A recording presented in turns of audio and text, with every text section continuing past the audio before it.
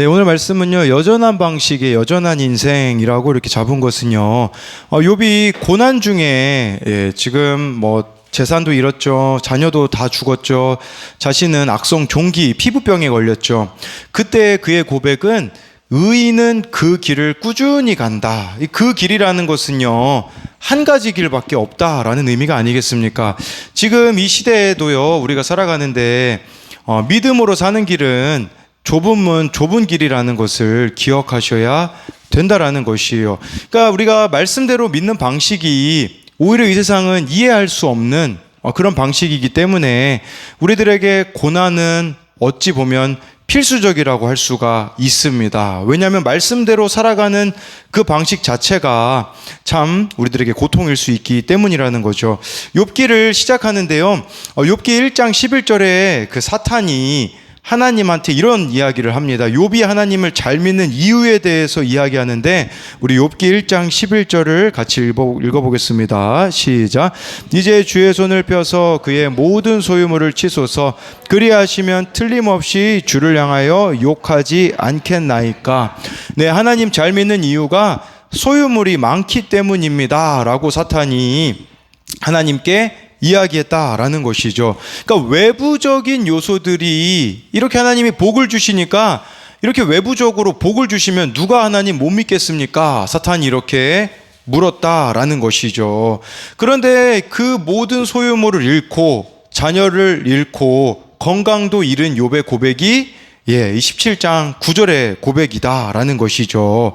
욥은요, 나에게는 이런 고난이 있어도 소유물이 없어도 이 길을 꾸준히 가겠다라고 이야기를 합니다. 무슨 말이냐면 고난받기 전이나 후나 변함없이 여전한 방식으로 살아가겠다라는 것이에요. 그 여전한 방식은 무엇이냐면 하나님을 신뢰하는, 의심하지 않는 방식으로 나아가겠다라는 것이에요.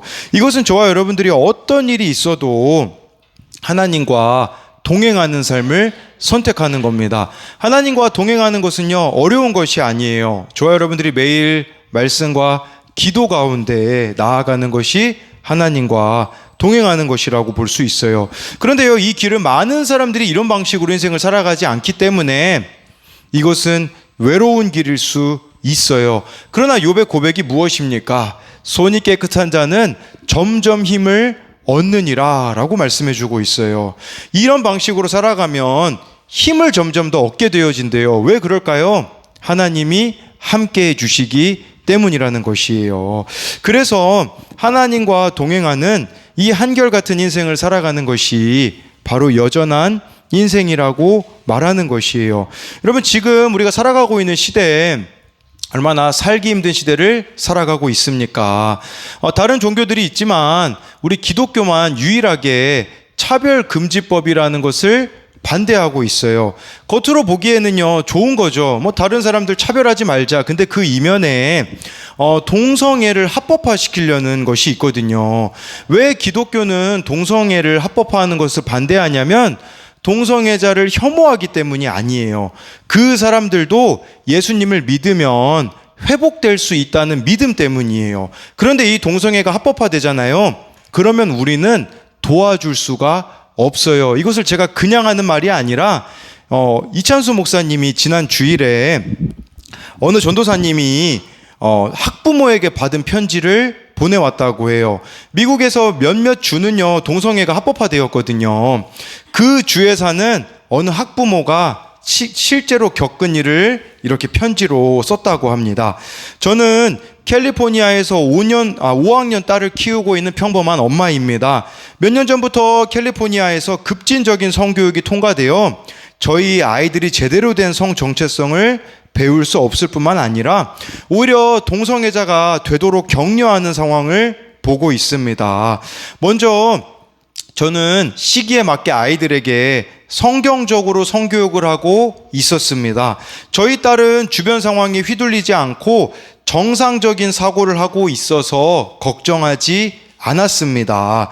그러던 5학년 딸 아이가 저에게 할 말이 있다며 자신은 동성애자인 것 같다고 여자들이 좋다는 고백을 하였습니다. 이 말을 하며 스스로 죄책감이 들고 너무 괴롭다고 엉엉 우는데 정말 이게 무슨 일인지 파악이 되지 않고 딸이 제가 가르친 대로 잘 커가고 있다고 착각한 제가 너무 한심하게 느껴졌습니다. 일단 마음을 가다듬고 우는 아이를 달래고 왜 그런 생각을 했는지 물어보았습니다. 저희 딸은 자신이 즐겨보는 K-팝, 우리나라 그 춤 영상을 보는데 춤 영상 자막으로 너 동성 친구랑 키스하고 싶어? 그러면 너는 동성애자야 라는 문장이 나와서 주변 친구들과 그런 상상을 한다는 상상을 해보니 좋을 것 같다는 생각이 들어서 그래서 스스로 동성애자로 정의해버리고 며칠 동안 친구들과 그런 상상을 할수록 감정이 커졌다라는 이야기를 했습니다. 아이에게 모든 이야기를 듣고서 너무나 어이가 없어서 우선 그 동영상을 보고 댄스 영상에 맞지도 않는 자막을 넣은 것부터가 너 같은 아이들을 현혹하기 위해서 만들어진 것이고 그런 상상을 스스로 하지 않았는데 그런 생각을 하게끔 만든 후 내가 그런 상상을 하고 좋았다면 너는 동성애자야 라고 정의를 내려주는 것이 말이 되지 않는다고 반박해 주었습니다. 제가 단지 동성애만을 이야기하는 게 아니에요. 이게 이제 어떤 방향으로 흐르게 되냐면 그런데 저희 딸은 자기가 그런 상상을 한 자신을 하나님이 용서하지 않을 거라고 말했습니다. 이게 하나님이 나는 용서하지 않을 거야 이렇게 생각한다라는 거죠. 저는 딸에게 너는 동성애자도 아니고 유튜브 자막에 그런 글을 보면 누구나 그런 상상을 할 수 있고 하나님은 용서하신 하나님이라고 이야기를 해 주었습니다. 근데 진짜 문제가 뭔지 아십니까? 여기서부터 시작이 돼요. 이 어머니의 고민은 뭐냐면 아무리 설명해줘도 딸의 우울함이 나아지지 않는다라는 거죠. 그래서 이제 상담소에 가야 되잖아요. 문제는 뭐냐면 캘리포니아에서는요 18세 미만의 자녀가 학교나 상담소에서 동성애 관련해서 이 동성애로부터 나는 나오고 싶습니다라는 그 상담을 받으려고 하면요 벌금이 부과된대요. 상담사에게. 그런 상담은 일제히 할 수가 없고 상담 자격증까지 박탈당하도록 법으로 제정되어 있다라고 합니다. 그래서 엄마가 아이를 상담사에게 보낼 수가 없는 거예요. 상담사에게 가도요 이런 얘기를 할 거예요. 내가 그렇다면 해봐 하니까 갈 수가 없는 것이겠죠. 또 문제는 뭐냐면 이 상담을 받으러 가는데 부모는 그 안에 들어갈 수 없다라는 것입니다. 여러분 지금 우리가 욥기에서 사실 욥은 실제적인 고난을 당하고 있지만 이 시대에 저와 여러분들이 말씀대로 살아가는 것 그 자체도 고난일 수 있다라는 것이에요. 그리고 내가 이렇게 걸어가는 게 맞나라는 의심이 들 수 있어요. 왜냐하면 많은 사람들이 그렇게 걸어가지 않기 때문이라는 것이죠. 여전한 방식의 여전한 인생으로 살자라는 것은 말씀의 방식으로 말씀이 말씀하시는 대로 저와 여러분들이 살아가 보자라는 것이에요. 예, 그렇게 되기 위해서 저와 여러분들에게 무엇이 필요할지 오늘 말씀을 통해 두 가지를 살펴보겠습니다. 첫 번째로요, 여전한 인생은 중보자를 필요로 합니다. 우리 욥기 16장 18절 19절을 읽어보도록 하겠습니다. 시작. 잡지 못하게 하라. 지금 나의 증인이 하늘에 계시고 나의 중보자가 높은 데 계시니라. 욥이 이런 고백을 하는 것은요, 의지할 만한 대상이 아무것도 없기 때문입니다. 욥이 그나마 좀 위로가 될 만한 사람들이 있었어요. 누구냐면 욥의 친구들이었습니다. 근데 욥의 친구들은요 일주일간만 위로가 되었어요. 왜냐하면 일주일 동안만 이 욥이 고통당했을 때 같이 울어줬거든요. 일주일 후부터 그냥 욥의 친구들이요 계속 울어주기만 했죠. 그러면 제가 봤을 때 욥기는요 42장까지 안 가고 한 욥기 5장 안에 끝날 거예요. 그런데 이 친구들이 계속 막말을 내뱉어요. 너 그렇게 지금 고난당하는 거 죄 때문이야 라고. 전혀 위로가 되어지지 않고 오히려 자신을 조롱하는 상황에서 그제야 이제 욥이 깨달아요. 이 19절에 나의 중보자가 하나님밖에 없다라는 것이에요. 나를 진짜 위로해 줄 만한 대상은 하나님밖에 없다라는 것을 깨닫게 되었다라는 것이에요. 우리 인생에 고난이 주어지는 이유가 무엇일까요? 그것은 우리 가운데 있는 세상 소망이 끊어져야 하기 때문이라는 사실이에요. 이 세상 소망이 끊어지면 끊어질수록 우리는 천국 소망을 품게 되기 때문이라는 것이에요. 아무것도 의지할 수 없는 빈손이 되어서야 우리는 중보자 되시는 하나님을 온전히 찾고 만나게 된다는 사실입니다. 빈손이 되기까지는요, 절대로 우리는 하나님을 붙들려고 하지 않을 거예요. 어제 큐티인 묵상간증에 돌아온 집탕이라는 제목의 그 묵상간증도 그런 내용이었거든요. 이분은 5살 때 부모님이 아버지 외도로 이혼하셨고, 이후 어머니는 홀로 자신과 남동생을 8년간 키우시다가 재혼하셨대요. 어려서부터 교회를 다녔지만 세상 성공을 좇아 교회를 떠나 5년간 방황을 했습니다. 자기의 노력으로 2년간 약대 편입 시험을 공부했거든요. 하루에 14시간씩 공부를 했어요. 근데 문제는 뭔지 아십니까? 14시간씩 자기 노력으로 했는데 시험 보기 6개월 전 우울증이 찾아옵니다. 감당할 수 없는 문제죠. 불면증으로 이어져 공황장애로까지 악화되었습니다. 정신적으로 망가지니 육체적으로 무너지기 시작해 직장에 농양이 생겼고요. 결국은 시험 한 달 전에 농양이 또 재발해서 심신이 다 망가진 상태로 시험을 보고 낙방하였어요. 지푸라기라도 잡는 심정으로 5년 전에 같은 교회 다녔던 형에게 연락을 하니 그 형이 이런 말을 해줬다고 합니다. 이 사건은 너를 다시 아버지 품으로 돌아오게 하시려는 하나님의 사랑이 담긴 세팅이라는 형의 말을 듣고 공동체로 돌아오게 되어져서 그의 삶이 회복되어졌다라고 고백해주고 있습니다. 나의 노력이 공수표가 될 그때가 저와 여러분들이 하나님께 돌아가기에 가장 좋은 때라는 사실이에요. 제가 필리핀에서 대학 다닐 때가 딱 그 상황이었거든요. 정말 모든 소망이 끊어지고 아무것도 의지할 수 없는 그때에야 제가 직접 성경을 읽었다니까요. 제가 모태신앙으로 얼마나 많이 성경을 간접적으로도 보고 했겠습니까? 근데 정말 빈손이 되자 사모하는 마음으로 읽게 되어지더라고요. 욥기 16장 우리 20절 22절을 계속해서 읽어보겠습니다. 시작. 나의 친구는 나를 조롱하고 내 눈은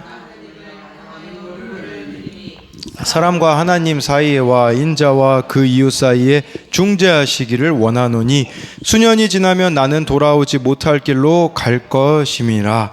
여러분, 우리가 사실 살아가는 데 있어서 힘든 요소들이 환경적인 요소도 있고요, 상황적인 요소도 있습니다. 그런데요, 그거보다 제일 우리를 힘들게 하는 게 뭘까요?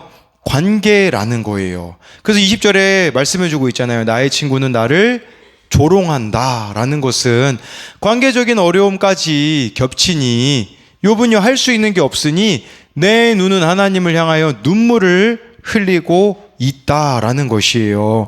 여러분들 가운데도 아직 해결되어지지 않은 관계가 있을 겁니다. 그런데요, 이 관계를 회복시켜 주실 수 있는 분은 하나님밖에 없다라는 고백이에요. 어떻게 해야 이 화해와 용서가 가능하게 될까요? 그 방법은요, 저와 여러분들이요 먼저 하나님과 화해해야 한다라는 사실입니다. 팀 켈러 목사님이 쓰신 하나님을 말한다라는 책에 이런 내용이 나와요. 많은 세상 사람들이요 고통이 찾아오면 하나님이 안 계시기 때문에, 무능력하시기 때문에 고통을 준다라고 생각을 한다고 해요. 그런데 이 목사님이요 자신의 경험을 이야기하시더라고요. 그러면서요 이런 얘기를 하세요. 세상을 잘 사는데 꼭 필요한 요소들은 대부분 더 어렵고 고통스러운 경험을 통해 옵니다 라고 이야기를 하더라고요. 무슨 말이냐면 이 세상을 더 잘 살 수 있는 방법이 고통을 통해서 온다라는 것이에요. 우리 대표적으로 요즘 이강인 선수가 욕을 많이 먹고 있지 않습니까? 근데 어제 너무 막 광고도 잘리고 인생이 힘들어지니 손흥민을 영국 직접 찾아가가지고 용서를 구해서 손흥민이 이렇게 글을 쓴 거를 제가 봤거든요.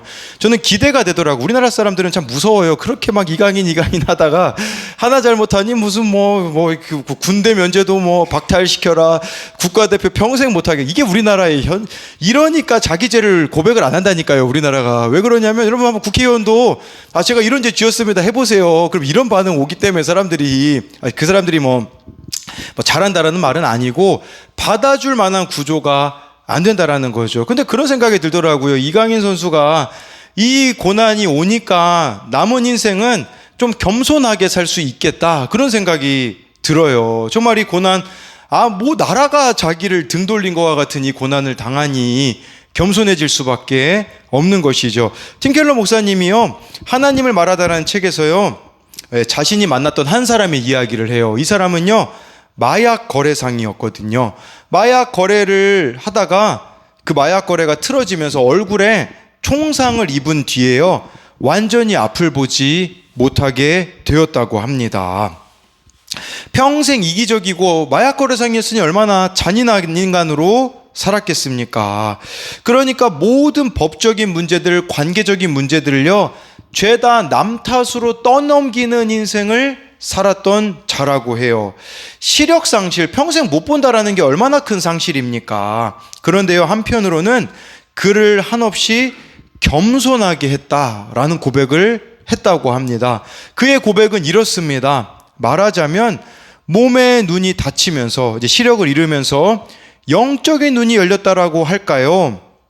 그제야 남들을 어떻게 대하며 살아왔는지 돌아보게 되더군요. 이젠 달라졌어요. 난생 처음 친구들이 생겼어요. 진짜 친구들 말이에요. 물론 이루 말할 수 없이 참담한 대가를 치렀죠. 하지만 분명히 말하지만 그만한 이유가 있었어요. 왜냐하면 무엇이 삶을 가치 있게 하는지 알았으니까요 라는 것이에요. 쉽게 말하면 눈을 잃고 하나님과 화해했기 때문에.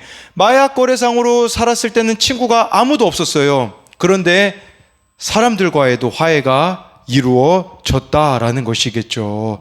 저와 여러분들의 이 관계의 문제 해결될 수 있는 것은 하나님과의 화해에 달려 있다라는 것을 말씀드리는 것이에요. 그래서 이것에 대한 적용도요, 나는 썩어 없어질 세상을 소망합니까? 하늘에 계신 중보자 하나님을 소망합니까? 문제 해결의 열쇠가 하나님과의 화해에 있음을 믿습니까? 두 번째로요, 여전한 인생은 담보물을 구합니다. 욥기 17장 1절부터 3절까지의 말씀입니다. 시작. 나의 기운이 쇠하였으며 너미 나를 위하여 준비되었구나. 나를 조롱하는 자들이 나와 함께 있으므로 내 눈이 그들의 충동함을 항상 보는구나. 청하건대 나에게 담보물을 주소서. 나의 손을 잡아줄 자가 누구이리까? 1절에 보니까요, 욥이 너무 힘드니까요, 기운이 다 쇠하여 버렸대요. 나의 날이 다 다하였다라는 것은 지금 그 질병의 고통을 가지고 있기 때문에 죽을 날이 머지 않았다라는 것을 자신도 직감했다라는 것이에요. 그런데요, 기운이 쇠하게 되면요, 하나님만이 소망이 된다는 것을 아셔야 해요. 근데 문제는 뭐냐면 우리들이 기운이 남아있기 때문에 여전히 세상에 소망을 두며 살아가는 거죠. 왜 여전한 방식으로 매일 말씀 묵상을 하지 않고 기도를 하지 않을까요? 곰곰이 생각해 보니까요, 그 이유는 내 삶에 아직 믿을 만한 구석이 있기 때문에 우리는 하나님과의 교제 가운데 나아가지 않는다라는 것이에요. 내 안에 헛된 소망들이 많기 때문이라는 것을 알아야 합니다. 하나님이 아닌 나에게 도피처가 될 만한 것들이 있기 때문에 우리는 이렇게 하나님께 소망을 두지 않습니다. 그렇기 때문에요, 세상 소망을 버리고 하나님만 소망하라고 하나님이 우리 인생에 붙여준 자들이 있어요. 2절에 나와 있는 조롱하는 자들, 충동하는 자들이 있다라는 것이겠죠. 이런 자들이 어떤 사람들일까요? 믿었던 사람들에게 배신을 당해서 실망하게 만드는 자들이겠죠. 가까운 사람일 수 있어요. 그러나 이런 사람들이 여러분 곁에 없으면요, 여러분들은 어떻게 살아갈까요? 첫 번째는요, 좋은 게 좋은 거라고 행복한 삶만 꿈꾸며 살아갈 겁니다. 그러면요, 여러분 아마 이 세상이 전부라고 생각하실 거예요. 두 번째로요, 이런 삶을 살아가면 이런 사람이 여러분들의 인생에 없잖아요. 조롱하는 자, 나를 충동하는 자가 없으면요, 예수님을 우리가 믿을 필요도 없을 것이 아니겠습니까? 그렇기에 하나님은 하나님만이 나의 인생의 소망이 되는 인생을 살게 하시고자 나를 찌르는 사람을 곁에 붙여주셨다라는 사실입니다. 여러분, 저는요 매일 기도하고 말씀 볼 수밖에 없거든요. 왜 그런 줄 아세요? 매일 저를 찌르는 자들이 제 곁에 있어요. 오늘도 또 그 소식을 들어요. 매일 소식이 들려요. 이렇게 하고 있다고, 저렇게 하고 있다고, 이렇게 방황하고 있다고, 저렇게 방황하고 있다고 소식이 들리니 매일 저를 찔러주니 하나님 앞에 엎드릴 수밖에 없더라고요. 그게 축복이에요, 여러분. 우리가 찌르는 자가 없으면요, 여러분 그냥 흐리멍텅하게 이 세상을 내 마음대로 살아갈 거라는 것이에요. 그렇기 때문에 3절에 보니까 욥이요 하나님한테 담보물을 주세요라고 요구하고 있다라는 것이죠. 여러분, 이 담보물을 준다라는 것은요, 제가 찾아보니까 다른 사람이나 그 사람들의 빚을 책임지거나 보증 쓰거나 누군가의 안녕을 보장해 달라라는 것이에요. 내가 빚이 많은데 당신이 고맙게도 나를 대신에 담보물을 준다면 내 빚에 대해 보증을 서고 필요하다면 직접 갚아 달라는 것이에요. 그러니 근데 우리가 다 사실 빚진 인생들이거든요. 어떤 빚을 졌을까요? 그것은 바로 죄에 대한 빚을 진 자들이에요. 우리 모두가 다 죄인이거든요. 여러분, 여기서 선한 사람이 있을까요? 아무도 없다는 사실이에요. 우리 모두가 다 죄인이기 때문에 빚을 진 인생이라는 것이에요. 그런데 그 빚을 다 갚아주신, 담보물이 되어주신 분이 계세요. 그분이 누구냐면 예수 그리스도라는 사실이죠. 예수님이요 십자가에서 우리가 당하여야 되는 그 죄와 수치를 감당하셨거든요. 죽기 직전에, 십자가에서 죽기 직전에 예수님이 뭐라고 하셨는 줄 아십니까? 요한복음 19장 30절입니다. 우리 같이 읽어보겠습니다. 시작. 다 이루었다 하시고 머리를 숙이니 영혼이 떠나 가시니라. 네, 예수님이요 십자가에서 죽으시기 직전에 다 이루었다. 이것은 물론 하나님의 말씀을 다 이루었다라는 의미도 있겠지만요, 다 치루었다라는 의미가 있어요. 내가 모든 빚을 다 갚았다라는 의미예요. 모든 인생의 이 죄의 빚을 예수님이 십자가에서 나를 위해 대신 죽으셨기 때문에 갚아 주셨다라는 거죠. 나의 모든 수치와 허물을 덮어 주셨다라는 것이에요. 그렇다면 저와 여러분들에게 있는 수치는 더 이상 수치가 아니고 부끄러움은 더 이상 부끄러움이 아니라는 거예요. 그런데 왜 그 수치와 부끄러움을 내가 간직하며 살아갈까요? 예수님의 십자가를 믿지 못하기 때문이라는 것이에요. 욥이 하나님 나의 담보물이 되어 주세요 라고 말했는데, 그 담보물이라는 단어를 봤을 때 저는 떠오르는 성경 인물이 있더라고요. 그는 누구냐면 창세기 38장에 나오는 유다라는 사람입니다. 창세기 38장 17절, 18절을 우리 같이 읽어보겠습니다. 시작. 유다가 이르되 내가 내 떼에서 염소 새끼를 주리라. 그가 이르되 당신이 그것을 줄 때까지 담보물을 주겠느냐. 유다가 이르되 무슨 담보물을 내게 주랴. 그가 이르되 당신의 도장과 그 끈과 당신의 손에 있는 지팡이로 하라. 유다가 그것들을 그에게 주고 그에게로 들어갔더니 그가 유다로 말미암아 임신하였더라. 네, 유다가 담보물이라는 이야기를 하거든요. 근데 이 내용은요, 죄 지을 때 상태를 말하는 것이에요. 여기서 말하는 담보물은 유다의 수치, 유다의 부끄러움을 말하는 겁니다. 여러분, 이 유다는요, 야곱이라는 사람의 넷째 아들이었어요. 창세기 38장에 유다는 방황을 합니다. 하나님을 떠나요. 집 나갔습니다. 집 나가가지고요, 자기 맘대로 살아요. 수아라는 여인하고 결혼하거든요. 그 이름은 수아, 아버지가 수아였나? 제가 그건 잘 기억이 안 나는데 어찌됐든 돈 많은 집에 결혼을 했어요. 돈 많은 사람하고요. 그런데 수아의 딸일 겁니다. 그렇게 결혼을 했는데, 근데 문제는 뭐냐면 자녀를 3명을 낳았는데 첫째 아들이 이 다말이라는 며느리를 주니까 이 아들이 죽고요. 둘째에게 또 이 다말, 그 당시는 첫째가 죽으면 대를 이어야 되기 때문에 형수를 주는, 그래서 대를 잇게 하려고 하는데 이 둘째가 또 그렇게 죄를 지어서 죽임을 당해요. 그러니까 이 유다는요, 자기 죄 때문인데, 자기가 하나님을 떠났기 때문에 생긴 일인데 며느리 탓을 하는 거예요. 자기 모습을 못 보는 사람은요, 남 탓을 해요. 고난은 계속될 수밖에 없어요. 내 모습을 못 보면요. 어떤 일이 벌어지게 되냐면 자기 아내가 죽습니다. 아내가 죽으면요, 하나님으로 위로를 받아야 되는데, 하나님 앞에 돌아와야 되는데 유다가 어떻게 하는 줄 아세요? 창녀를 찾습니다. 이 며느리 다말은요, 이게 이 여자가 음란해서가 아니라 씨를 잇기 위하여서 창녀로 변장을 하거든요. 그랬을 때 이 유다에게 담보물을 달라고 해요. 그래서 이 담보물을 도장, 끈, 지팡이로 다말이 받아놓고 자기 시아버지와, 여러분 이거를 막 그 음란한 관점으로 보시면 안 돼요. 이 다말이 우리로 말하자면 믿음의 씨를 잇기 위해 자신이 수치를 당하는 자리에 갔다라고 보셔야 되거든요. 그래서 임신이 되어지거든요. 그때 이 유다가요, 며느리를 불사를 하라고 이야기를 합니다. 불사를 하고 그렇게 이야기했을 때 그때 이 담보물을 보여줘요, 다말이요. 그 담보물을 봤을 때 나는 모른다라고 말하지 않고요, 유다가 인정해요. 수치를 인정했다라는 뜻이에요. 그러니 다말 보고 뭐라고 이야기하냐면 그는 나보다 옳도다라고 고백하게 되어지는 것이에요. 그리고서는 그가 하나님께 돌아오거든요.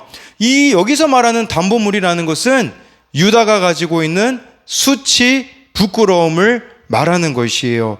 이것이 하나님께 돌아와 가지고요, 여러분 생각해 보세요. 유다가 집에 돌아왔거든요. 형제들이 있어요. 뭐라고 했을까요? 저는 유다가 평생 수치당했을 것 같아요. 며느리 사이에서 이 여자 누구냐? 내 며느리야. 저 두 아들 누구냐? 그 사이에 태어난 아들들이야. 이것만 말하고 다니는 것만 해도 여러분 평생 수치 아닙니까? 유다가요, 사실. 그런데요, 공동체로 돌아와서 수치를 계속 당해요. 그러니 어떤 일이 발생하게 되어지냐면요, 또 이 담보라는 말이 한 번 더 유다에게 등장하거든요. 우리 창세기 43장 9절 말씀을 같이 읽어보겠습니다. 시작. 내가 그를 위하여 그를 찾으소서. 내가 만일 그를 아버지께 데려다가 아버지 앞에 두지 아니하면 내가 영원히 죄를 지리이다. 이 형들이 이 야곱의 아들들이요, 좀 설명이 너무 길어져서 좀 그런데, 야곱의 아들들이 요셉을 얄미워가지고 애굽에 팔아넘겼었거든요. 그런데 이 요셉은 17살부터 30살까지 애굽에서 노예로 갔다가 또 오해를 받아서 감옥에 가게 되어집니다. 30살 때 총리가 되어지는데, 그런데 이제 이 형들이 양식이 떨어져가지고 찾아가요. 근데 동생이 총리가 된 걸 못 알아봅니다. 그래서 이 동생 요셉이 형들을 알아보거든요. 테스트하기 위해서 다음번에 올 때는 막내 베냐민을 데리고 오라고 이야기를 해요. 그때 어떻게 하냐면요, 아버지가 양식이 떨어졌는데요, 야곱이 안 보내요. 지금 요셉이 죽은 줄 알았거든요, 야곱은. 아니, 내 이 사랑한 요셉도 죽었는데 베냐민도 죽는 거 아니야? 생각을 했거든요. 안 보내주니까 어떻게 하냐면요, 르우벤 첫째 아들이 나서가지고 뭐라고 이야기하냐면, 아버지, 만약에 막내 베냐민에게 무슨 일 생기잖아요, 제 두 아들 죽이세요. 말도 안 되는 얘기를 하는 거예요. 지금 요셉이 죽은 것 때문에 힘들고 베냐민이 죽을 것 같아서 힘든데 자기 두 아들을 죽여달래요. 이거는 뭐 말도 안 되는 일이죠. 그때 이 넷째 유다가 나서서 뭐라고 이야기하냐면요, 제가 담보물이 될게요. 베냐민에게 무슨 일이 생기면요, 제가 죽을게요. 이렇게 이야기하게 되었다라는 것이에요. 유다에게는 가장 부끄러웠던 그 담보물이 하나님을 만나고 나서는 다른 사람을 위해 자신을 내어주는 담보물이 되었다라는 사실이에요. 저와 여러분들이요, 담보물이신 예수님을 만나게 되어지면 어떻게 되어질까요? 과거에 나의 부끄러움의 상징이었던 그 담보물들이요, 이제는 다른 사람을 살리는 도구가 된다라는 사실이에요. 한 가지가 전제될 때만요, 예수님이 정말 나를 위해서 죽으셨고 나의 모든 수치와 부끄러움을 십자가에서 담당하셨다라는 이 사실을 믿는다면요, 우리는 더 이상 부끄러움이 사라지게 될 것이라는 것이에요. 그렇기에 정말 어느 집사님은 그런 고백을 하더라고요. 이 자녀들로 인하여서 참 많은 어려움들을 당했는데 이제는 그것이 다른 사람을 예수님께로 인도하는 약재료가 되었다라는 고백을 하시더라고요. 제가 어제 그 복림교회 최솔 목사님하고 이제 통화를 했거든요. 네, 너무 마음이 잘 맞아요. 왜 그러냐면 그분도 큐티 목회를 하시는데 너무 어려우세요. 네, 저도 너무 어려워요. 어려운 부분들이 있어서 한 40분 동안 통화를 했는데 그런 이야기를 하시더라고요. 그 교회에 이제 이 목사님을 이제 이렇게 그 큐티 목회를 하시도록 그 목욕탕 세미나를 가라고 이제 그때 이제 몇몇 분들이 후원해 주셔가지고 보내서 다녀오셨거든요. 다녀오셔서 이제 그 방향으로 나아간다고 하니 어느 권사님이 너무 좋아하셨대요. 혼자서 이렇게 큐티인으로 큐티하고 있었는데 이제 우리 교회가 이 방향으로 간다고 하니까 너무 기뻐서 그 자리에서 우셨다고 하더라고요. 근데 그 권사님에 대해서 최솔 목사님이 이야기하시더라고요. 이 권사님이 지금 양육받고 계시는데, 말씀 양육받고 계시는데요, 암 투병 중이시라고 하더라고요. 암 투병 중이신 이분이 자기가 죄인이라고 고백을 하니까요, 다른 사람이 찍소리를 못한대요. 저분만한 고난이 없는 거예요. 근데 저분이 자기를 죄인이라고 고백하고, 이 권사님이 지금 소망하고 희망하는 게 뭔지 아세요? 5월 달에 우리들 교회에서 목욕탕 세미나 하는데 이 양육 받으시는 분들을 최솔 목사님이 데리고 간다고 하시더라고요. 마지막 그 과제로 데리고 가는 건데, 그런데요, 이 권사님이 그것을 가는 것을 너무 소망하신다라고 이야기를 하는 것이죠. 이 권사님의 삶이 담보물 인생이 아니겠습니까? 암이라는 이 부끄러움, 어려움의 사건이 예수님을 만나게 되어지니 다른 사람을 위로하는 도구가 된다라는 것을 말씀해주고 있는 것이에요. 여러분, 우리들에게도 담보물, 부끄러움들이 있습니다. 수치들이 있습니다. 죄의 목록들이 있어요. 그런데 그것을 가지고 예수님께 가지 않으면요, 미해결 상태로 남을 수밖에 없어요. 그런데 그것을 저와 여러분들이 예수님께로 가지고 가면요, 나도 살고 남도 살리는 인생이 되어 유다처럼요. 예수님이 누구의 후손으로 오셨습니까? 우리는 막 요셉이라는 사람, 여러분 그 요셉이라는 사람 얼마나 좋아해요. 우리나라에요, 요셉이라는 이름 엄청 많아요. 막 요셉, 다니엘 이런 이름 엄청 많아요. 근데 혹시 여러분 유다라는 이름 들어보셨어요? 들어본 적 없을걸요. 자기 자녀를요 유다라고는 안 지어요. 첫 번째는 여기 나와 있는 이 유다도 찌질해 보이고요. 예수님 팔아넘긴 유다, 가룟 유다도 찌질해 보이잖아요. 누가 이름을 유다로 짓습니까? 그런데 예수님은 유다의 후손으로 오셨어요. 왜 그러냐? 유다가 회개했기 때문이라는 것을 말해 주는 것이죠. 그래서 우리도 지금 말씀 양육을 하고 있잖아요. 네, 저도 이 길을 걸어갈 때에 참 이게 맞는가라는, 맞는 길이긴 한데 너무 좀 외로운 길이라는 생각이 들 때가 있는데, 그때마다 하나님께서는 정말 우리 교회에 양육받으시는 분들의 고백을 통해서 다시 살아나게 해주세요. 어제도 제가 두 분의 이제 고백을 들었는데, 한 분의 고백은 무엇이었냐면요,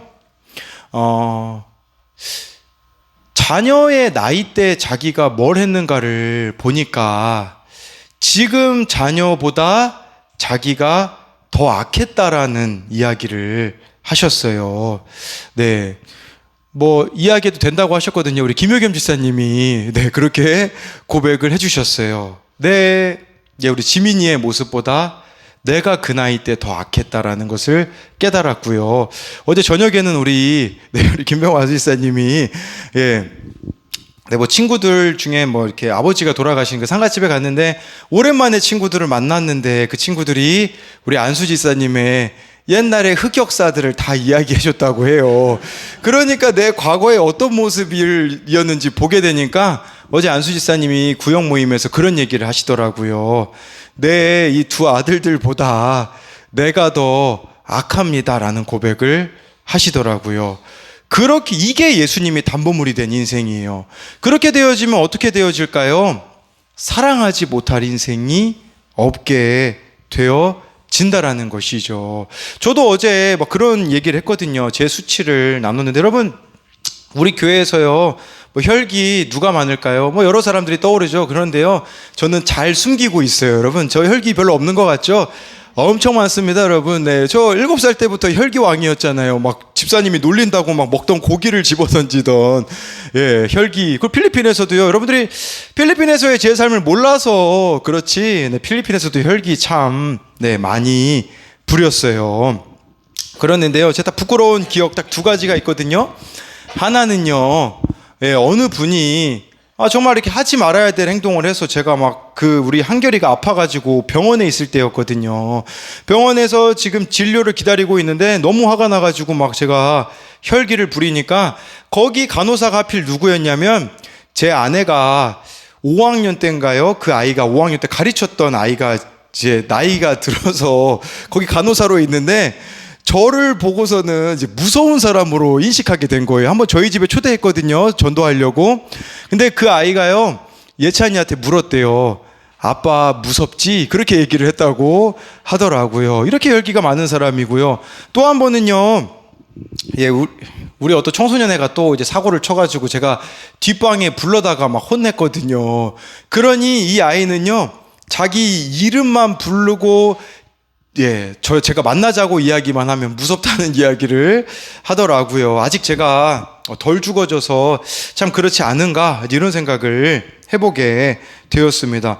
여전히 되었다 함이 없는 인생이기 때문에 그래도 가능성이 있는 것은 뭐냐면요, 또 그 다음날 말씀 앞에 나아가면 제 모습을 보게 되어지고 제가 혈기 부렸던 사람들에게 미안하다라고 진심으로 고백하게 되어지더라고요. 여러분, 예수님이 정말 우리 인생의 담보물이 되면요, 하나님만이 전부가 되어질 거예요. 그러면요, 어떤 것도 두려워하지 않고 어떤 것도 무서워하지 않게 될 겁니다. 마지막으로 한 사람 이야기만 드리고 마치면요, 로마 때요, 로마 시대 기독교 박해가 한창일 때 교부 크리소스톰이라는 사람이 황제 앞에 끌려갔습니다. 황제는요, 예, 이 크리스토톰 이 사람을요, 삭막한 독방에 집어넣으라고 했어요. 그러자 신하가 이렇게 말했대요. 황제폐하, 그것은 모르시는 말씀이에요. 예수 믿는 사람들은 혼자 있는 걸 얼마나 좋아하는지 몰라요. 혼자 있는 동안 하나님과 교제한다고 하기 때문에 독방에 넣는 것은요, 그를 유익하게 하는 일이기 때문에 안 됩니다. 황제가요, 다시 명령을 내려요. 그래? 그러면 악질들, 죄인들하고 같은 방에 넣어라.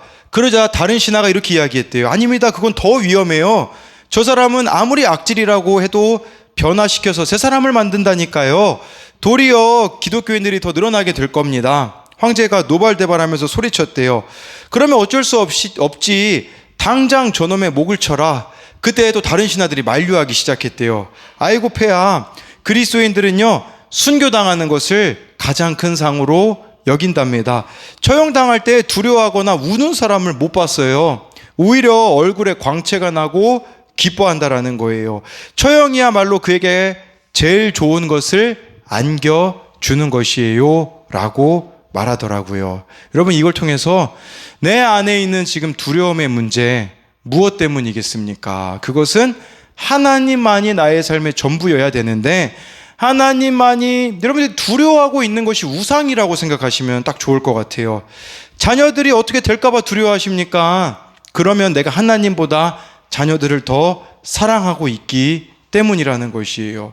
그 두려움의 문제는 하나님만이 나의 전부가 될 때야만이 해결될 수 있다는 것을 기억하셔야 됩니다.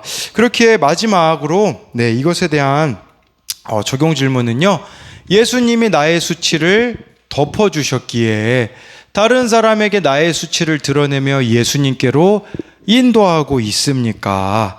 하나님만이 나의 전부가 되고 계십니까?